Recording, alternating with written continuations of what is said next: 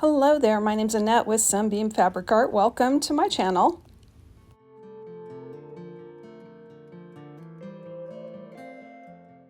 Today is part 1 of 3. This quilt kit was obtained by me at a garage sale for $6. And it's not to my taste. Some people might call it ugly. Some people might love it. It is definitely dated. I did a Google image search on some of the fabrics in this kit and found that it is Windham Storybook Classics. I have no idea when these were made, but one of the selvage edges did have a 2002 copyright.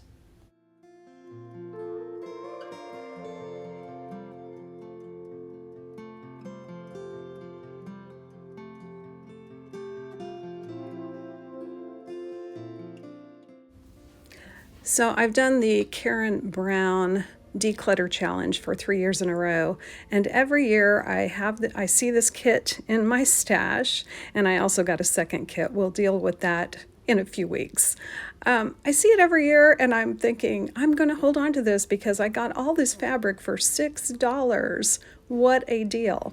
But it's been sitting there long enough and it's time to move this on out. I decided to put the solids into my stash. I use solids a lot for foundation paper piecing for various elements of blocks. Then I asked my friend Sylvia advice on dealing with these pastel prints, and she suggested putting a navy blue with them. So that is what I decided to do.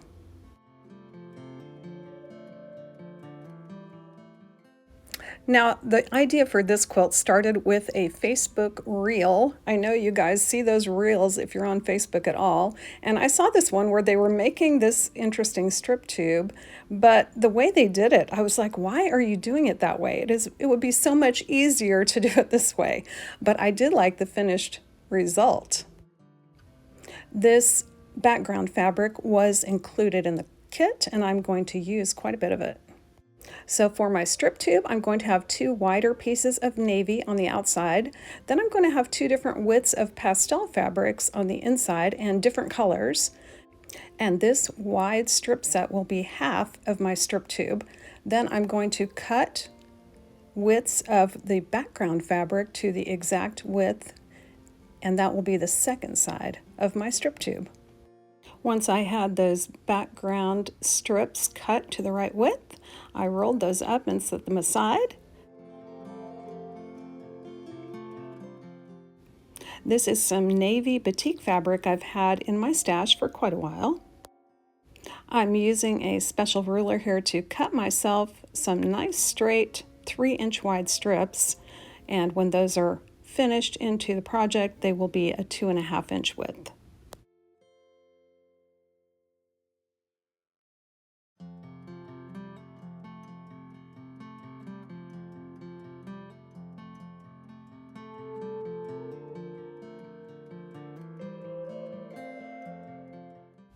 Next, I cut my print fabrics into 2-inch wide strips and 1.5-inch strips.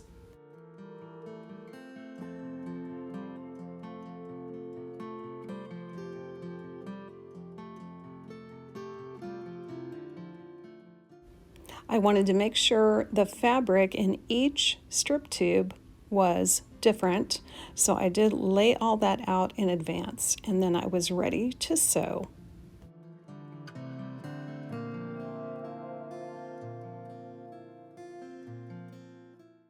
I'm going to make 8 of these wide strip tubes, and I've got 8 pieces of the background fabric to be the opposite side of the strip tube. So the thing that attracted me to the reel was the dark fabric paired with these lighter colors. So that's what I was trying to mimic here, and then having the white for the opposite side of the strip tube. I really liked the way that looked.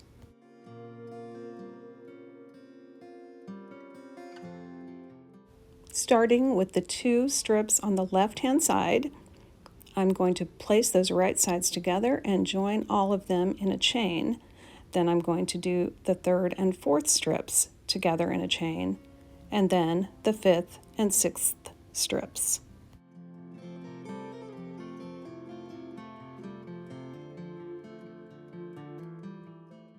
When I got to the end of the third set, I had to flip everything around the opposite way.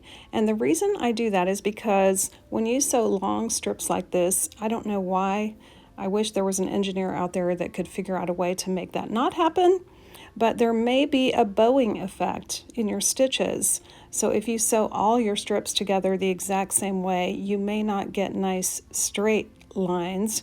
You may get all bowing in the same direction. So I flipped my entire set around the opposite way and then started sewing them together again. First I went with the pair on the left to the middle pair, and then I added that third pair.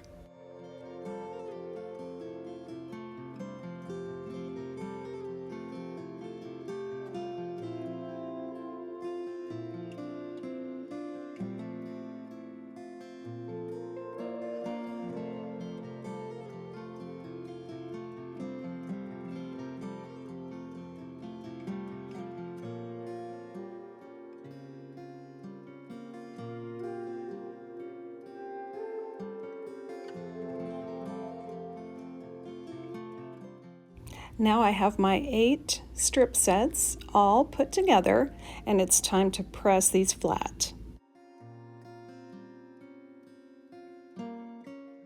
I like to press my strip sets on the wrong side of the fabric, and what I'll do is I'll kind of start my iron in the middle, and then I'll go a little ways away from that first press, a little ways away from that, leaving a gap in the middle, and then I'll go back and smooth out the places in the middle of those first pressings.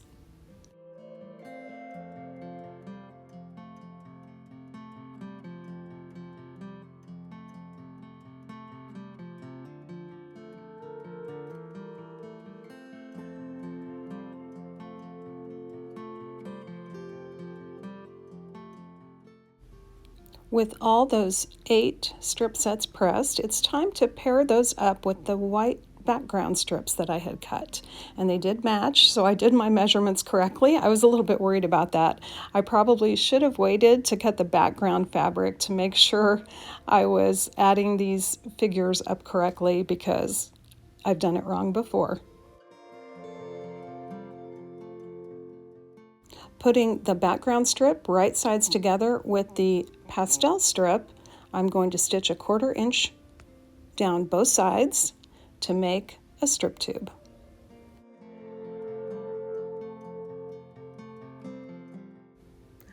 I decided after the second tube I would pin this background fabric in place right down the middle. It was shifting around on me a little bit, and I didn't like that.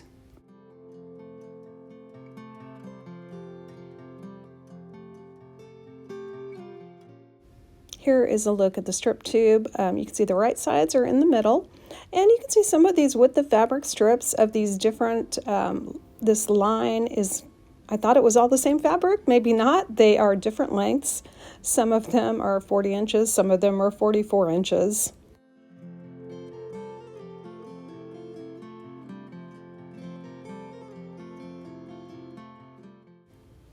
Now I have a specialty strip tube ruler.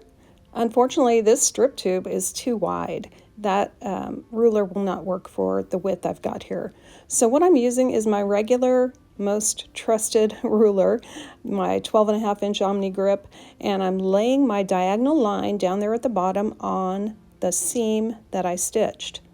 Then I'm going to cut this diagonal line, and I'm going to stop a little bit towards the end and move my ruler just a bit to get it up to that other seam.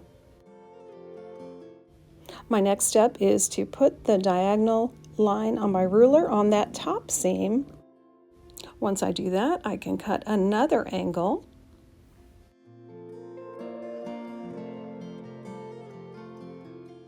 And when this triangle is opened up, that will be our finished block for the quilt.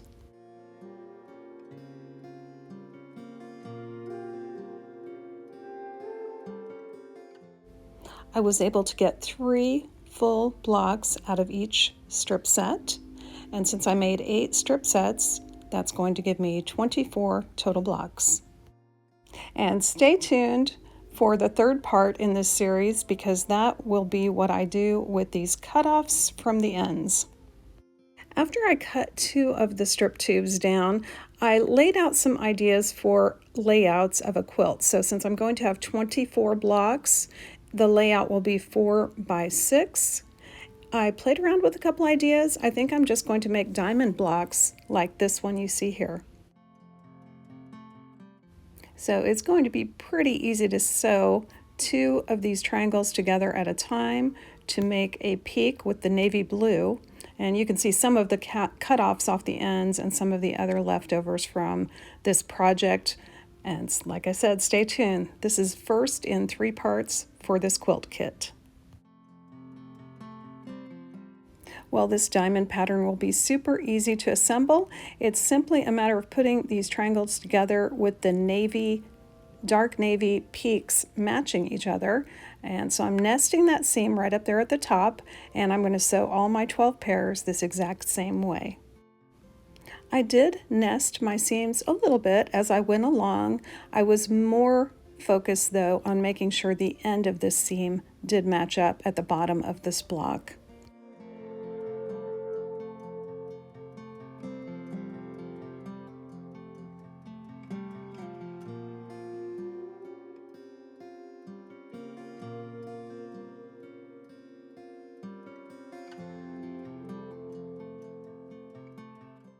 Once the 12 pairs were assembled, I took 2 of those pairs, put them together to create the diamond shape.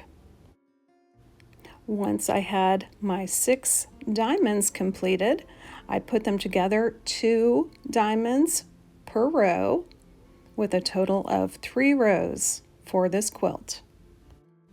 I love the simplicity of this quilt. I'm probably not going to put a border on it. I'm thinking about it, but I might leave it just as it is. I love simple quilts. And my friend Sylvia was so right. Adding this navy blue turned this pastel color pattern into a modern look. And it's always nice to have the stamp of approval from my resident quilt manager. I truly appreciate your support of my channel. And if you subscribe, like, and make a comment on this video, all those things help me to grow my channel. Thanks for joining me today, and I hope to see you next time.